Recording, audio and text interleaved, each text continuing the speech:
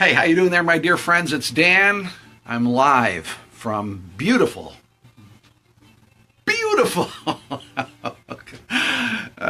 people say to me, is it really that beautiful, Dan? Is Oak Lawn really that beautiful? I'm not answering that question. But I'm live. It's great to see you. I read something in a book yesterday. It's an old Japanese proverb. I had read it before, but I saw it again yesterday, and it always inspires me. It's a really simple idea. It says, fall down 7 times, stand up 8. I know, very simple, but it's actually important. It's telling us something very important about this concept of perseverance, really, is what it's getting at. See, people who achieve in significant ways, the real high achievers have something, all of them have something in common. All high achievers have something in common. They've figured out how to fall down or fail or run into serious obstacles and yet find a way to keep going. Keep going. They press on. They persevere. And I know this sounds really, really simple. You think, well, that's so. Of course, it's simple. It is. It's simple to understand intellectually. It's actually not all that simple to do. You know, there's things we can understand easily, but necessarily aren't easily done. Because usually when we fall or fail or run into obstacles, it actually hurts a lot. It can be incredibly demoralizing to fail, especially if we fail multiple times. We can reach a point at which it just seems pointless.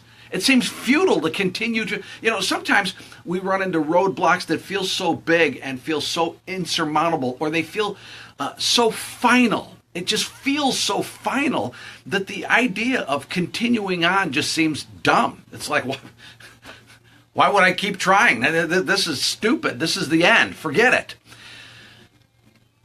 I've read a lot of books about high achievers. I haven't become one yet, but I keep reading about it. And one of the things I've discovered is many high achievers will say that they have had numerous points during the pursuit of their objectives, many points at which they felt like giving in. They felt frustrated. World-class performers, the best of the best, the elite, like the medalists at the Olympics, they actually understand that failing is a significant part of growing and getting better. Yeah, really. It's like failing is a fundamental aspect of improvement and achievement in sports like figure skating. I read this in a book like 3 or 4 years ago. The very best performers, the elite of the elite, are actually the ones who fall down the most. They've literally fallen down the most. They end up being the best ones. You say, what? Why would that be? Well, think about it.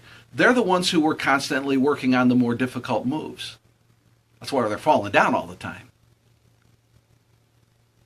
There's some great, keep going kind of language, some keep pressing on kind of language in the Bible.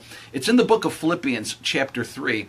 The Apostle Paul is writing, and he's talking about perseverance. Now, he's specifically talking about persevering in his faith, persevering in his walk with Christ. He's talking about this very specifically in his spiritual life. But again, the language is really encouraging and motivating. He writes this. This is in Philippians chapter 3. One thing I do, forgetting what is behind. So you've got to let the things that happened in the past, you got to let it go. Forgetting what's behind and straining toward what is ahead, I press on toward the goal. This is in the biblical text. To win the prize for which God has called me heavenward in Christ Jesus. Keep pressing on toward the goal. Hey, I'm going to tell you something. I have failed at a lot of things that were really important to me. I have. I really have. And it hurts. It's embarrassing. It's embarrassing. I've been exasperated, and again, by my own failures. I'm the one who failed by my own failures. It's an incredibly disappointing thing to fall over and over and over again. It's like like it can make your whole life feel disappointing. Believe me. I'm talking right now from personal experience. I know it's true. However, remember this. Remember, I love this idea. If you haven't given up, then it's not over yet. Right? Then it's not over. I mean, it's only over if you say, all right, we're packing it in, we're done, I'm not going to do this anymore. Then it's over. Then it's over.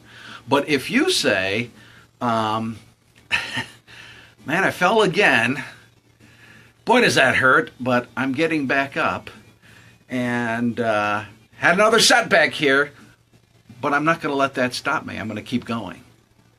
If you do that, then it's not over yet.